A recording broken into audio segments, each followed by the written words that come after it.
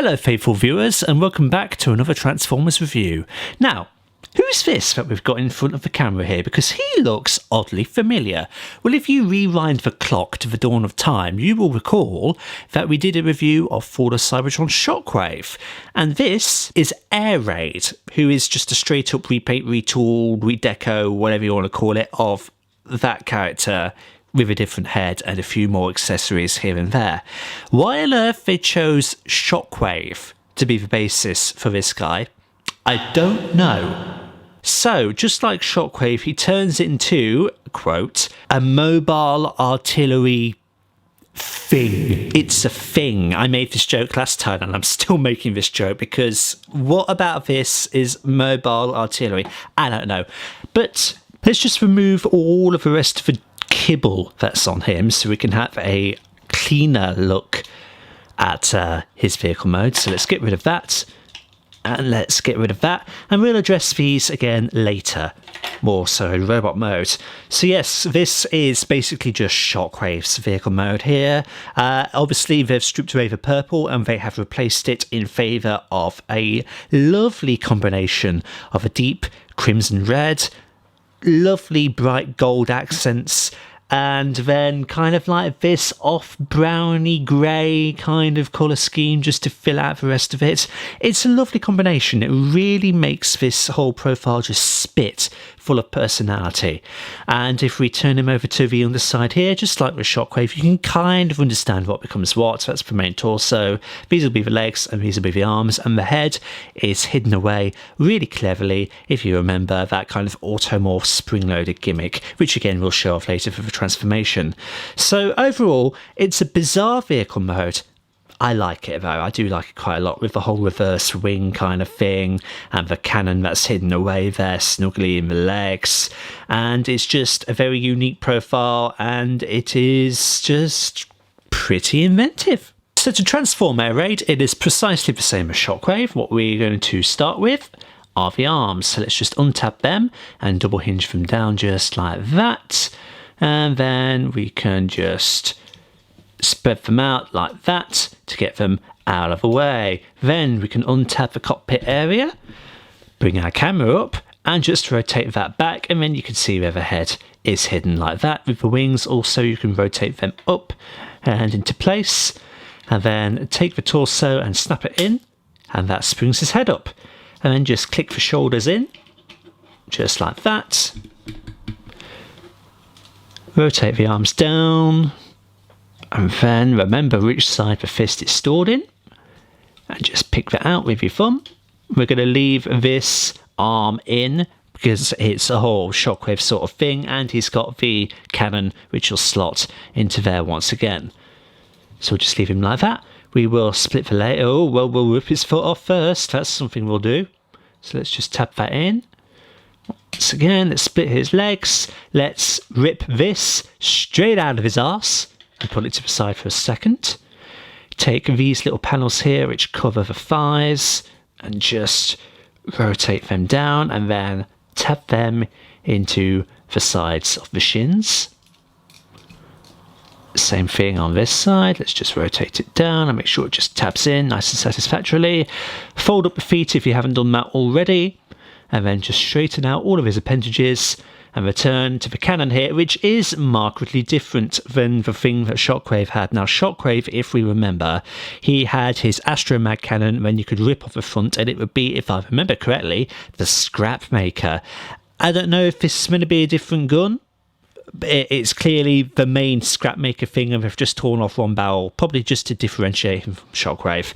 And then it is personal preference for arm you put him on, and because this used to be a Shockwave, let's stick with that theme and figure out just how you tap that in, just like that, and boom, we have a fully transformed Air Raid in quite a unique robot mode. So once again, I do like this. I think the profile has always been very original, very unique and very appealing, and it suits Shockwave and it suits Air Raid here as well, despite the fact that I don't really know much about Air Raid as a character. I know he's an Aerialbot, And that's all I know about him. I know he traditionally doesn't particularly look like this, but it's still a unique version. So let's zoom in on that noggin and try and get it in focus as best we can.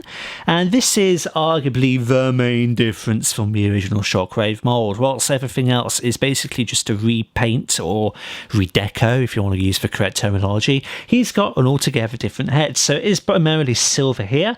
He has kind of like an Optimus Prime faceplate going on. And he does still have light piping. So let's very briefly turn off the lights. And as we can see there, he has some nice ruby red light piping, giving him kind of an evil look. But he's an Autobot, so whatever. But it's still really nice. So up with a very different head, the rest of the robot mode is the same as what we've seen previously, but just the colorization on it is absolutely wonderful. You've got that same gold that was present predominantly on his vehicle mode, now on his chest, really spitting full of that Cybertronian detail, and his Autobot symbol is placed with pride, slap bang center, looking really gorgeous. A very nicely painted silver abdomen going on there. You've got the dark grey, more apparent in robot mode here than it was in vehicle mode, so the thighs are now exposed with that grey, as are the arms and the shoulders, and then you've got the nice crimson decorating his shins beautifully with some gold accents on the side there, with his tiny little ballerina feet finishing out the whole look for the character. So for accessories then, you saw at the beginning of the video how they attach to the vehicle mode, and the first thing we've got here is a sword, which granted doesn't particularly look like a sword folded up like this, but then let's just rotate this forward like that, and it doesn't really clip together all that well, despite it kind of being molded to accommodate both sides. Like you could see that little spike there is lower down than this one, so in theory it should just tap together, but it doesn't. But anyway, this is Air Raid's primary sword, I suppose. It looks nice for what it is. It's just basic really, but nice silver blade and nice clear plastic red. It is feeling thick though, so I wouldn't worry about this breaking anytime soon. I just wish this tabbed together. But anyway, you've got that, so he can hold it in whatever hand he likes. Let's put it in that one just for now. Obviously, you've got the double cannon which slots into the arm there, and then you could find a way to put it in his back. He is of course missing the accessory that went on the front. I don't think the Shockwave one would really be all that compatible. I mean, it might be. It might just hang on with the strength of these two bits here. And then if it was still present on this figure, he still does have the butt plug, which I realised in the Shockwave review I put it on the wrong way. I put it on upside down, so it hung down. I should have rotated it around and it would have filled out that back cavity really well. But alas alack, he still has the butt plug but nothing to put in his butt. And then the final accessory, which is perhaps the oddest of all, is this blade. And I say it's odd because it doesn't really have anywhere to go, especially in jet mode. You can see that we had it on the underside of the main fuselage, but only because that was just the best place to put it, and it really just doesn't fit in anywhere. He's got this sword here in his hand which at least folds up, and you can kind of put it ungracefully on the top as well. And then you've got the cannon, which has the most natural place of storage in vehicle mode. Well, you've just got this, which it has a fold-out blade, but even when you folded this back in, what is this meant to be? It's really strange. It has, I don't know, like a peg port there, so you can maybe fit something else on top, possibly this. In fact, let's just experiment, shall we? Let's just experiment for the sake of it. There's a tab there, and you could do that, I suppose. The point of it being what, I don't particularly know. So it's an oddity. It's a very strange oddity, and for robot mode storage, the best thing to do is just arguably this, which leaves it hanging down ungracefully, and it makes him look like he's got a literal tail between his legs. And yeah, I don't know quite what they were thinking with this. And I'm assuming that it is meant to be with the toy, because I got him from the wonderful place in Leicester, the Vintage Toy Shop, where, you know, just go there and you can find all sorts of fabulous Transformers and Star Wars figures and all kinds of wonderful, wonderful things. And it came with it. I'm assuming it's meant to be with it, but it's just strange. Hey, hello, it's me from the future. I didn't know when shooting the review that you could do this with the weapons and create an uber tri-sword sort of thing. Anyway, back to past me. In terms of articulation, Air Raid's head is on a swivel pin, so it can rotate 360 degrees, but that's it. There's no looking up and there's no looking down. And I remember in the Shockwave video I insinuated that his head had no articulation. That probably wasn't true. It probably had the same level as this. And then it can spring up and down if you so please. At the shoulders, in theory you've got 360 swivel, but it is hindered by the location of the wings just behind there. You have a hinge which allows him to lift his arms up that far. And then, as you can see, we've got ball-jointed elbows. So you've got a 90-degree bend like that, and then you've got a 360 swivel like that, and then you've got the inward and outward bend like that for transformation. At the wrists, you've got inward and outward once again for transformation, and that's it. There is no rotation of any kind there. Just as there is no rotation at the waist of any kind, and there is no ab crunch or limbo to speak of. In terms of forward kick, he's got that far. In terms of a back kick, he's got that far, that's good. In terms of the knees, he's got a 90-degree bend. In terms of rotation, he has 360 at the knee as well. And then his hips are ball jointed so they can wiggle in and out just like that. And then at the feet, he's got up and down wiggle too. Overall articulation's pretty good. You have some flexibility with the poses that you can put him in. Full size comparisons then. Here he is next to Dark of the Moon Shockwave. Now this is a comparison that we made in the Fall of Cybertron Shockwave review, but let's make it again because why not? If we now compare an old deluxe to a more modern day deluxe, a la Studio series, here is Air Raid next to the Last Night Hot Rod. And then a friend from the future. You've yet to see a review for this guy, but it is coming out soon. Here is Transformers Legacy Armada Hotshot. And then finally, of course, here's Mysterio. Alright then, so to transform Air Raid back into his vehicle mode, the first thing we want to be doing is just relieving him of his weapons and equipment. So let's get that sword out of the way, let's get that arm cannon out of the way, and let's strip off that back blade. Now, we've already one step in due to the way that this fist is orientated to accommodate that cannon, so let's do the same thing on this other side. His transformation is exactly the same as for the Cybertron Shockwaves, so there should be no real surprises here. Let's untap the arms at the shoulders. That allows us to free up the chest. Let's bring the wings back. As we do so, we can push in the head. Get that hidden away and just keep rotating that all the way round. Let's take the shoulders and just begin tabbing them in and then rotate them that way by the looks of it to accommodate a tab and a slot. Don't appear to tab together very well though, in all honesty, so we'll just roll with it somewhat like that.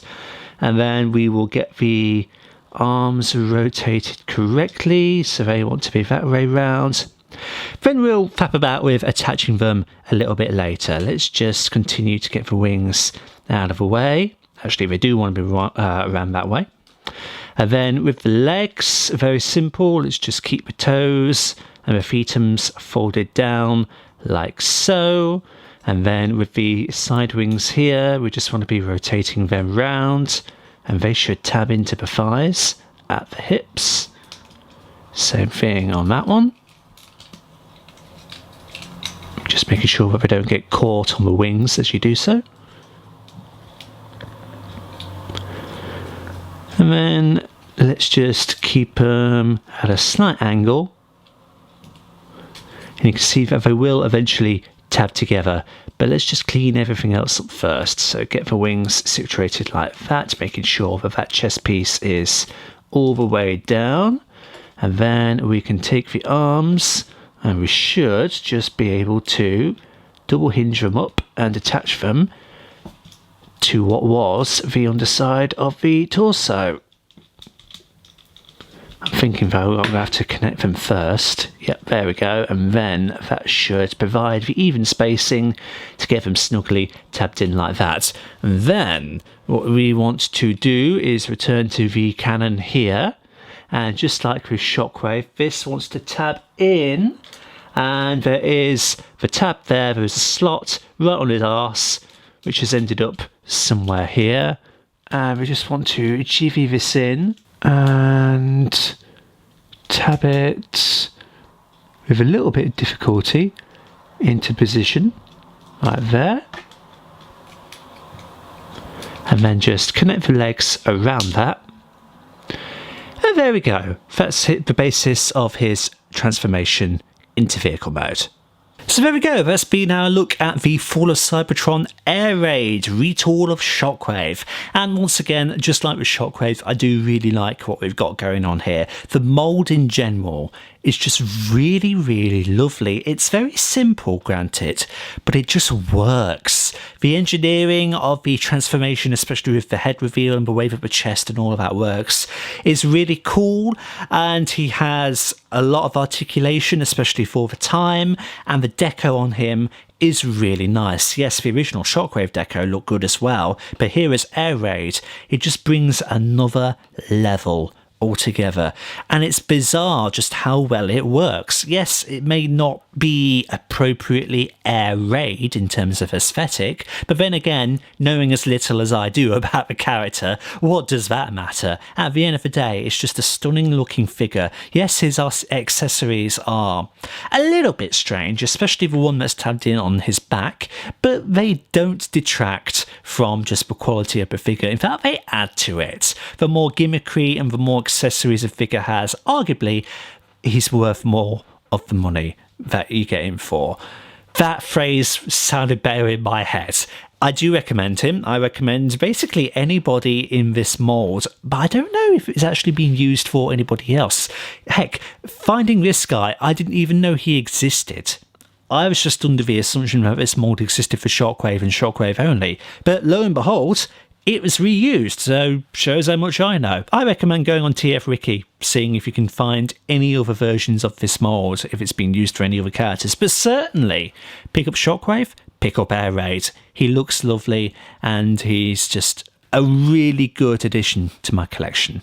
So thank you everybody so much for stopping by and checking out this review. Like and subscribe if you haven't already, and share it around to help out the channel. And until the next time, see you all later.